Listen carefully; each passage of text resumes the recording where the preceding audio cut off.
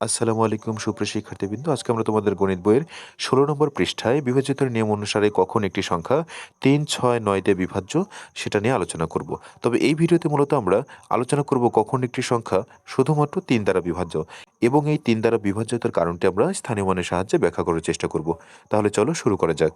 বন্ধুরা, ভিডিওর শুরুতেই তোমাদেরকে আমি একটি উদাহরণ দিয়ে বোঝানোর চেষ্টা করছি কখন একটি সংখ্যা মূলত ৩ দ্বারা বিভাজ্য। এক্ষেত্রে উদাহরণটি হতে পারে এমন, ধরে নাও যে একটি সংখ্যা লিখছি যে ১২৩। কত লিখছি? ১২৩।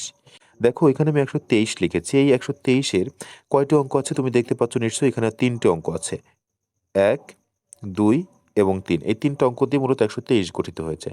এর একক স্থানে তুমি দেখতে পাচ্ছ ৩, দশক স্থানে দেখতে পাচ্ছ ২ এবং শতকের স্থানে দেখতে পাচ্ছ ১। তুমি যদি একটি সংখ্যাকে ৩ দিয়ে বিভাজ্য করতে চাও বা নিঃশেষে বিভাজ্য করতে চাও, তাহলে ওই সংখ্যার প্রত্যেকটা অঙ্কের যোগফল আগে তোমার বের করতে হবে। তাহলে এক্ষেত্রে দেখো আমি এই ১২৩-এর ৩টি যে অঙ্ক আছে তাদের যোগফল বের করছি, যে ১ যোগ, যোগ ২ যোগ ৩। তোমরা কত পাচ্ছ? ১ আর ২ এর ৩, ৩ আর ৩ এর ৬। দেখো তো এই ৬ মূলত ৩ দিয়ে বিভাজ্য হয় কিনা?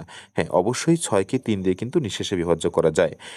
তার মানে এটা বোঝা যাচ্ছে যে, যেকোনো একটি সংখ্যাকে যদি আমরা ৩ দিয়ে বিভাজ্য করতে চাই, সেক্ষেত্রে ওই সংখ্যার প্রত্যেকটি অঙ্কের যোগফল যেটা হবে সেটাকে ৩ দিয়ে বিভাজ্য হতে হবে। যেকোনো সংখ্যার ক্ষেত্রে আমরা যদি ওই সংখ্যার প্রত্যেকটা অঙ্কের যোগফলকে আমরা ৩ দিয়ে ভাগ করতে পারি, তাহলে ওই মূলত ওই সংখ্যাটাও ৩ দিয়ে বিভাজ্য। আশা করি স্পষ্টভাবেই তুমি বুঝে গেছো। আর এই কথাটি শুধুমাত্র এই একটু উদাহরণের ক্ষেত্রে না, যেকোনো সংখ্যার ক্ষেত্রে, যেকোনো সংখ্যার ক্ষেত্রে আগে তুমি দেখবা তাদের অঙ্কগুলো যোগ করে যে যোগফলটা পাচ্ছ, যেমন এখানে ১, ২, ৩ যোগ করে ৬ পেয়েছিলে। এরকম যে যোগফলটা পাচ্ছ তাকে তুমি ৩ দিয়ে ভাগ করতে পারো কিনা? যদি ভাগ করতে পারো, তাহলে অবশ্যই ওই সংখ্যাটিকেও তুমি কত দিয়ে ভাগ করতে পারবা? ৩ দিয়ে ভাগ করতে পারবা। চলো এবার আমরা স্থানীয় মানের সাহায্যে বিষয়টি ব্যাখ্যা করবার চেষ্টা করি।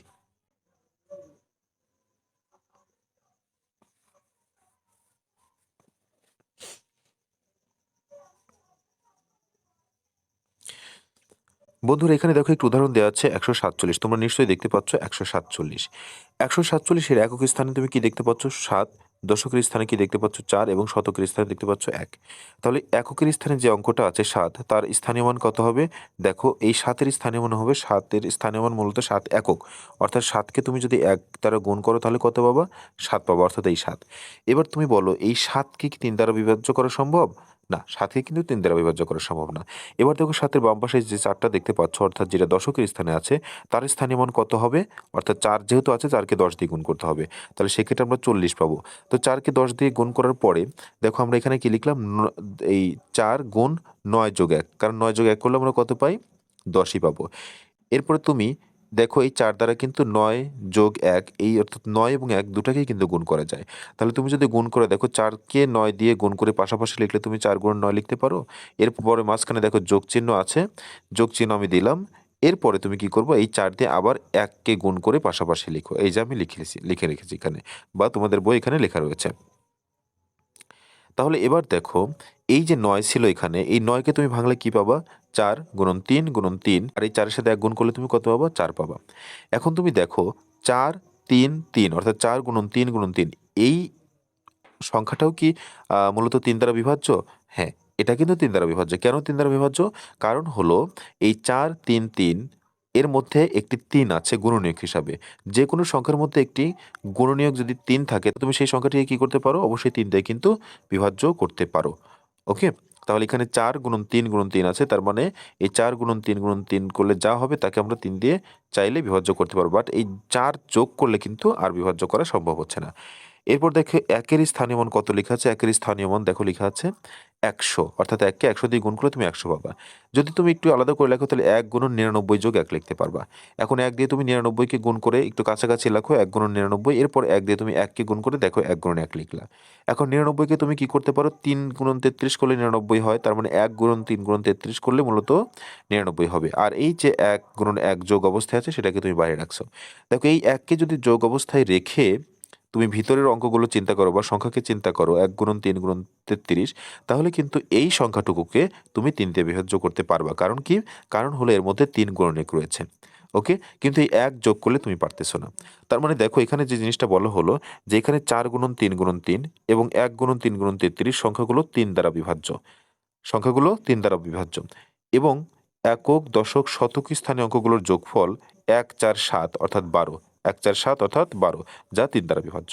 বন্ধুরা, এখানে দেখো বলেছে তিনটা অঙ্কের যোগফল মূলত 12। আমরা ভিডিওর প্রথমেই বলেছি যে কোনো সংখ্যার ক্ষেত্রে যেমন 1, 4, 7, এখানে যে 147 দেখতে পাচ্ছ, তিনটা অঙ্ক যোগ করলে তুমি পাবা হলো 12।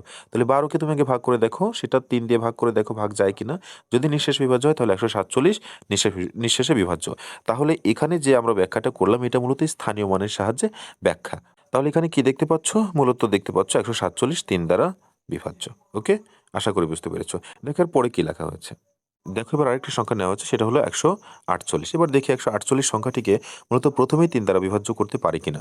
দেখো, তুমি যদি 1 যোগ 4 যোগ 8 লিখো তাহলে কিন্তু তুমি 148 এই সংখ্যাটার 3টা অঙ্ককে যোগ করতেছো। যোগ করলে কত হয় দেখো তো, 1 আর 4 যোগ করলে 5, 5 8 যোগ করলে 13, অর্থাৎ 13কে কি তুমি 3 দিয়ে বিভাজ্য করতে পারবা? না, পারবা না। যেহেতু 13কে তুমি 3 দিয়ে ভাগ করতে পারবা না, তার মানে এই 148 সংখ্যাটিকেও তুমি 3 দিয়ে ভাগ করতে পারবা না। তাহলে এবার চলো আমরা একটু স্থানীয় মানের সাহায্যে দেখি। দেখো, এখানে 148-এর এককের স্থানে আছে 8, যার স্থানীয় মান কত হবে? 8ই হবে, কারণ 8কে যদি তুমি 1 দিয়ে গুণ করো কত হবে? 8কে 1 দ্বারা গুণ করলে 8ই হয়। এই 8 কি 3 দ্বারা বিভাজ্য? না, 8 3 দ্বারা বিভাজ্য না। এরপর দশকের স্থানে কি আছে দেখো, 4 আছে। তাহলে এই 4-এর স্থানীয় মান 4, দশক মানে 4 দ্বারা 10কে গুণ করে 40 হবে। তাহলে এর আগের মতো আমরা 40 সংখ্যাটার দেখি কতটুকু অংশ মূলত 3 দিয়ে বিভাজ্য যায়। তাহলে দেখো, 4 গুণন যদি 9 যোগ 1 লিখি তাহলে 4 দিয়ে 9 গুণ করে লিখবা এক জায়গায়, আর 4 দিয়ে 1 গুণ করে লিখবা এক জায়গায়, আর মাঝখানে তুমি কি চিহ্ন দিবা? যোগ চিহ্ন দিবা। তাহলে দেখো, 4 দিয়ে 9 লেখা হয়েছে গুণ করে এক জায়গায়, এবং 4 দিয়ে 1কে গুণ করে মাঝখানে যোগ চিহ্ন দেওয়া হয়েছে। তাহলে এবার 4 গুণন 9, এই 9কে যদি তুমি ভাঙো তাহলে 3 গুণন 3 পাবা। যেহেতু এই সংখ্যাটির মধ্যে এই 4 যদি যোগ না করা যায়, অর্থাৎ 4 যে যোগ করা হয়েছে এই বাকি এই অংশটুকু বাদ দিলে বাকি যে অংশটুকু থাকে সেখানে কিন্তু 3 গুণনীয়ক অবস্থায় আছে। তার মানে তুমি চাইলে এই 4 গুণন 3 গুণন 3কে তুমি 3 দিয়ে বিভাজ্য করতে পারো, বাট 4 কিন্তু যোগ থাকলে সেটা পারবে না। বুঝতে পেরেছো?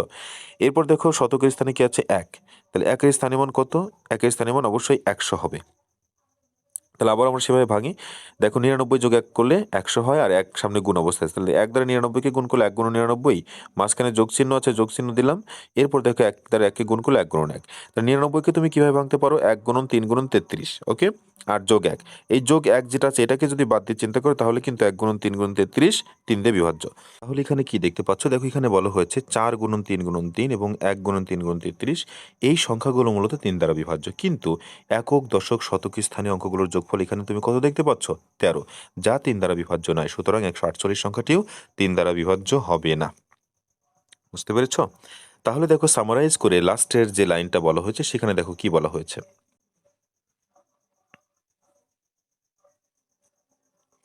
এখানে বলা হয়েছে প্রথম আমরা যে কথাটা বলেছিলাম সেই কথাটি, অর্থাৎ কোনো সংখ্যার অঙ্কগুলোর যোগফল যদি 3 দ্বারা বিভাজ্য হয় তাহলে প্রদত্ত সংখ্যাটিও 3 দ্বারা বিভাজ্য। বন্ধুরা, আশা করি খুব পরিষ্কারভাবে বুঝতে পেরেছ আজকের বিষয়টি, অর্থাৎ কখন একটি সংখ্যা 3 দ্বারা বিভাজ্য। তাহলে আজকের ভিডিও আর দীর্ঘায়িত না করে এখানেই শেষ করছি। সকলেই ভালো থেকো, সুস্থ থেকো। আল্লাহ হাফিজ। আসসালামু আলাইকুম।